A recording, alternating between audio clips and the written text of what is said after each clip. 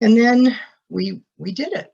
We did it. That was really exciting to experience that. I remember the black and white TV being on all night and looking up at the moon, just like a moon like we have tonight, by the way. But in 1970, things started to change. The microchip occurred. We were able to get calculators and things that could do things, scientific calculators.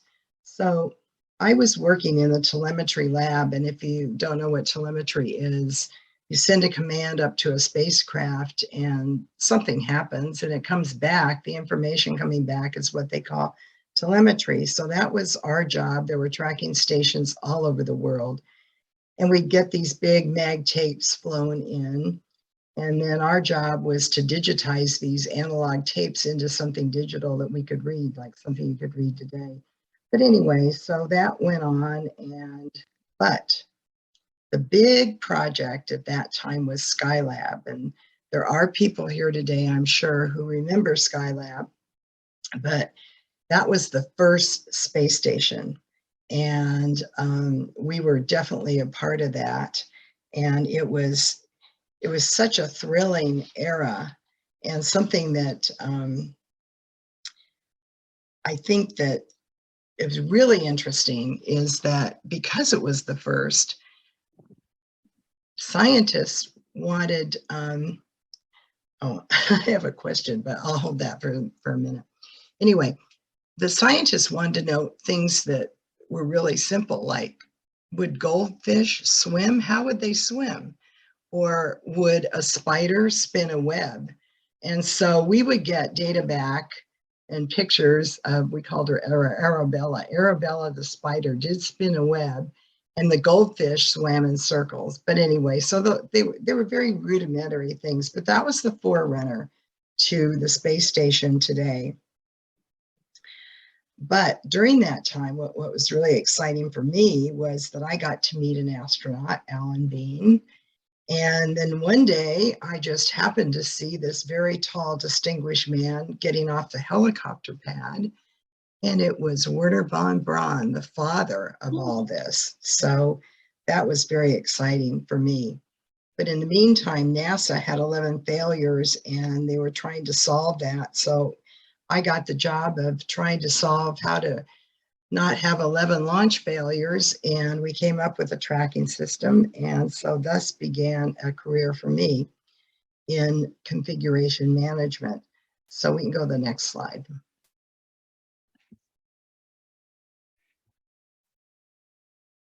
Sorry. There we go. Well, so there I am. Yeah, I think the next one is the, solar one. So all of a sudden, around 1980, things started to change for women. And I was there, just doing my thing with helping engineers and everything. And all of a sudden one day they said, we need somebody to manage the configuration of this solar plant that we're going to build out in the desert. And we're the design integrators, and we need to keep track of all the changes to the configuration of each subsystem on this power plant we're building. And so there I was. I still had access to that big PDP-10 computer. So I came up with the first tracking systems to do that and integrate hardware configuration management. But then, so that was exciting to be on the first solar generating plant. You can see behind me 1,818 of those solar panels all kind of stowed right there, but it would beam the sunlight up to that receiver. And I think one of the funny things, the locals in the local paper, someone wrote a letter to the editor and said they were very concerned because at night that might shine into a driver's eyes as they're driving. And somebody said, I don't think the sun shines at night, but anyway. So there was fun times on that too. But anyway, from there, I went to space station, which we were the first awardees, McDonnell Douglas, and it was called Space Station Freedom. And on that, I came up with another system where I was nominated for the General Manager's Award, and that was McDonnell Douglas itself. So that was quite something. Even though we didn't win the award, it was the highest design award, and it was for an integrated tracking system. So we can go to the next slide. So kind of fast forward from space station, it then NASA took it away from McDonnell Douglas and awarded it to Boeing, our big competitor, who actually had been a subcontractor of ours. And so anyway, then from there, I went back onto the Delta IV launch vehicle. So I had worked the Deltas 1, 2, 3, and 4 in the 70s, and now we're in the mid 90s. And I went into systems engineering, integration, and test, where we were working the proposal for this big launch vehicle. And along with that, at that time, I really, because I was officially being a systems engineering had really come into its own as a discipline, then I became a member of INCOSE, which is the International Consortium on Systems Engineering. And that, to give you something for your future, networking is something that is very important, and you always got to keep your eyes out and make a lot of friends because you're going to be on a team. So I did that, and of course we won the contract. And just a note is that the Delta IV Heavy rocket is going to be launching the Orion 2 into deep space shortly. So that'll be coming up. So you can see that on the news. So by 2000, I had now transferred to Boeing Satellite Systems, and in their systems engineering, integration, and test. And so I was designing forensic analyses. Something you got to keep in mind throughout all of this, I really led teams, managed teams, that sort of thing. So anyway, at that point, systems engineering was becoming, as I said, a discipline. So Boeing said, I think we need to test these people and make sure they're valid. So I tested as the highest level systems engineer. I think it was a lot to do with that degree I got back in the 80s. Anyway, I eventually, I was nominated as a Boeing Tech Fellow, and I was actually working on the program when around 2008, I had a personal circumstances where my husband really was diagnosed with a life-threatening situation. So I decided, 42 years, we've done a lot. And he supported me this whole time. And that's something to keep in mind. During this whole time, I got married, I became a mother, I was traveling. When you saw that solar picture, I had a 2-year-old at home, drove 3 hours out from Huntington Beach to Barstow and 3 hours back at night. Anyway, I finally said, okay, it's time to devote my life to this great man to help me. So I retired, and then in 2010, I had friends who were members of AAUW, and so they said, hey, why don't you join us? And at one meeting, they said, we need someone to run Tech Trek. Oh, I'm glad you put this slide up, Lorraine. This is, I just stuck this in because this was done for my retirement, but what I want to focus on is in the lower left-hand corner. I don't know if you can blow that up or not, but I'm officially becoming a manager. And I wanted to point this out because, and that was around 1983, 84. What happened is when one became a manager, one had his necktie cut off. Well, of course, I didn't wear a necktie. I had to borrow one from my husband.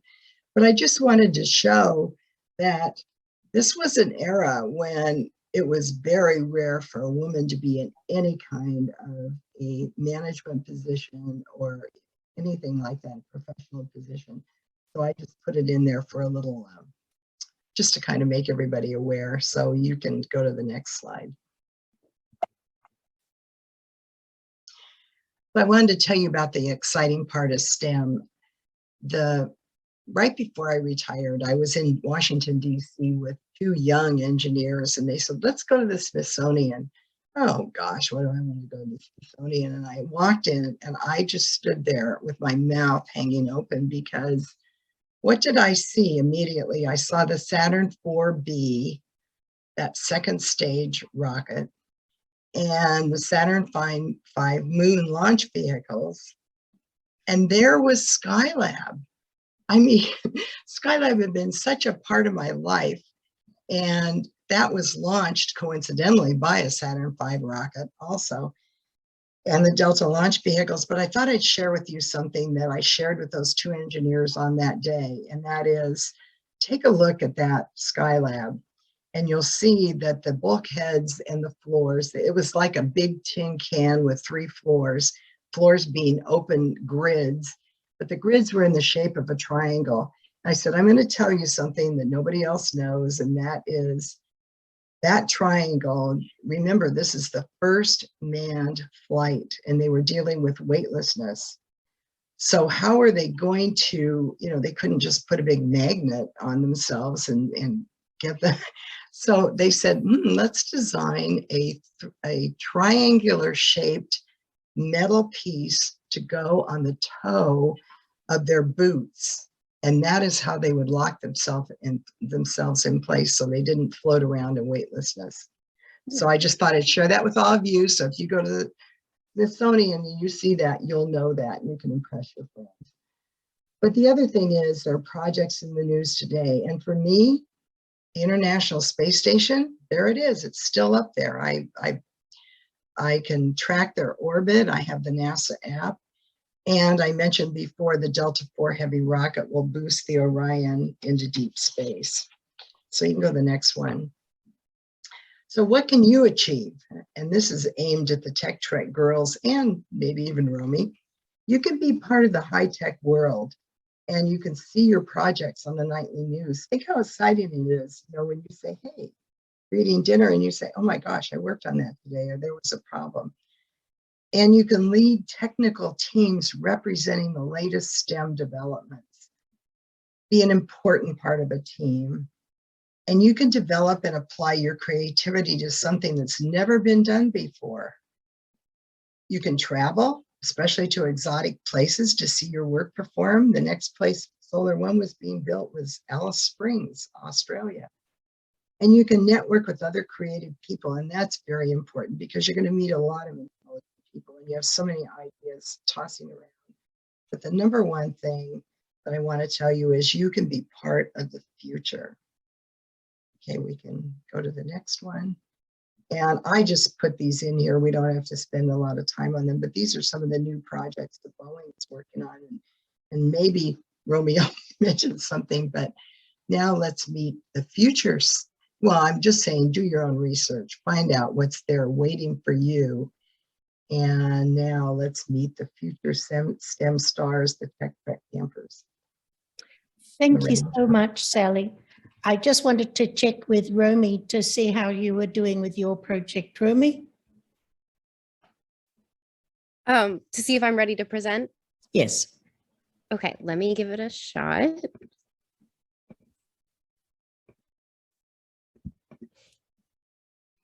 Ah, we've got you. Yes. Okay, you can, if you can share screen, that's great. Okay, I will have to leave the meeting and reopen, but I will be right back. And then I think it will allow me to share the screen.